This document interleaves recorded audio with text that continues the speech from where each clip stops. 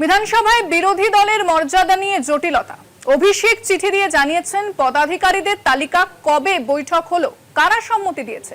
চিঠি নিয়ে প্রশ্ন বিধানসভার সচিবের। তালিকা জমা দিতে হবে অধ্যক্ষের কাছে, তিনি সিদ্ধান্ত নেবেন আরটিআই করে 2011-2016 সালে কিভাবে বিরোধী দলনেতা শোভন দেবের বিরোধী দলনেতা নির্বাচন নিয়ে জানতে চাওয়া হয়েছে।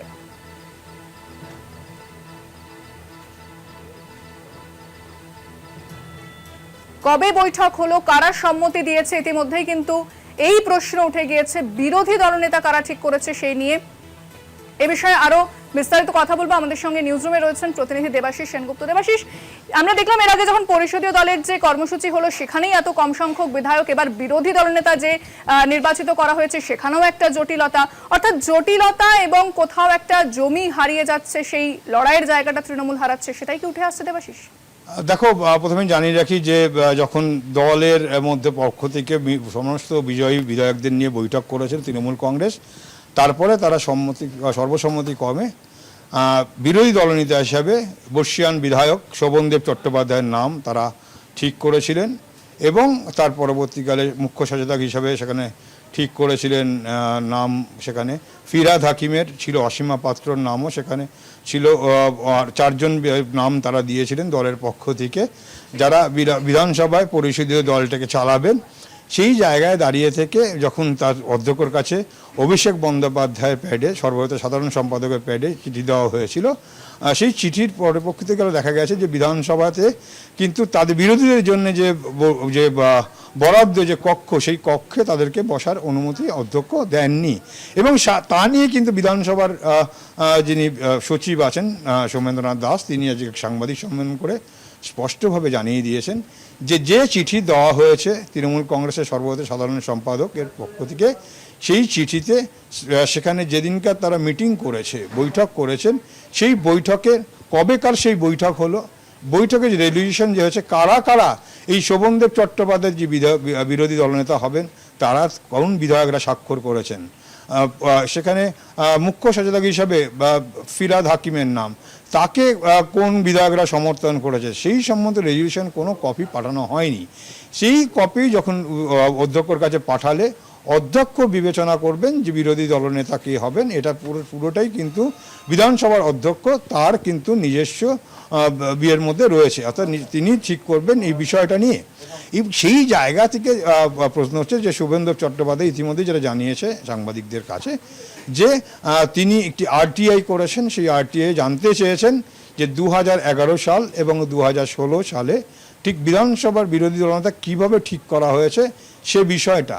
যদিও বিধানসভার পক্ষ থেকে বিধানসভার সচিব তিনি জানিয়েছেন যে এ বিষয়ে তাদের কাছে সমস্ত উদাহরণ রয়েছে, প্রয়োজনে চাইলে তারা সেটা দেবে, কিন্তু একটা বিষয় স্পষ্ট যে তাদের কাছে এখন অধ্যক্ষর কাছে তৃণমূল কংগ্রেসের পক্ষ থেকে তাদের যে রেজলিউশন করা হয়েছে সেই রেজলিউশনের কপি দিতে হবে। সেক্ষেত্রে সেখানে বিরোধী দল হিসাবে দলনেতা হিসাবে কোন কোন বিধায়করা সমর্থন জানিয়েছে শোভনদেব চট্টোপাধ্যায়কে, কোন কোন বিধায়করা ফিরহাদ হাকিমকে সমর্থন জানিয়েছে মুখ্য সচেতক হিসাবে, এই বিস্তৃতভাবে দিতে হবে।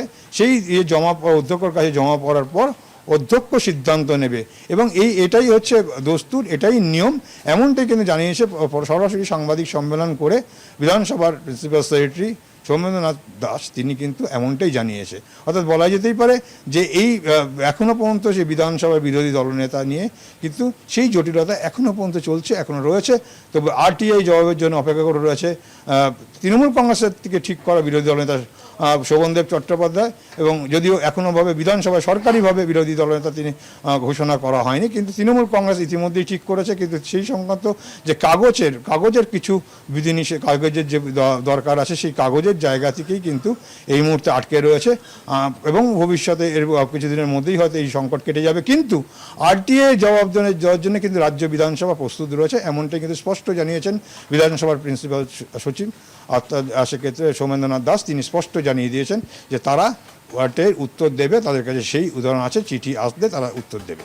ইন্দ্রাণী, একেবারে ধন্যবাদ দেবাশিস। আমাদের সঙ্গে নিউজরুম থেকে ছিলেন প্রতিনিধি Debashis Sengupta.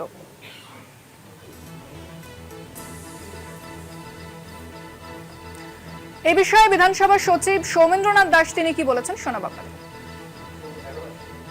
Banerjee national general secretary leader all India Trinamool Congress উনি পাঠিয়েছিলেন সেক্রেটারিয়েটে অনারেবল স্পিকার সাহেবকে অ্যাড্রেস করে। তাতে লেখা ছিল যে leader of opposition has been unanimously resolve যে Shri Sobhandeb Chattopadhyay, deputy leader of opposition Asima Patra and Nayna Bandyopadhyay and chief whip Shri Firhad Hakim. কিন্তু এই চিঠির সাথে কোনো রেজলিউশন কপি অ্যানেক্স ছিল না, যে কজন মেম্বার কনসেন্ট দিয়েছে তাকে অ্যাজ লিডার অফ অপোজিশন এবং কজন মেম্বার শ্রী ফিরহাদ হাকিমকে চিফ হুইপ হিসেবে কনসেন্ট দিয়েছে। সেই রেজলিউশনের কপি উনি আমাদের বলেন যে এই রেজলিউশনের কপি ওনারা আগে ফার্নিশ করুন, তারপরে আমি পরবর্তী সিদ্ধান্ত নেব। আগে ওনারা এটা দিক, সেই মর্মে আমাকে চিঠি দিতে বলা হয়েছিল এবং আমরা immediately on the next day we issued a letter requesting Shri Abhishek Banerjee national general secretary to furnish to us, আমাদেরকে এই মিনিটস রেজলিউশন কপি এইগুলো সব দেওয়ার জন্য। তার কারণ হচ্ছে এই চিঠিতে বলা আছে রেজলিউশন হয়েছে, মিটিং হয়েছে, কিন্তু মিটিং এর কোনো ডেট নেই।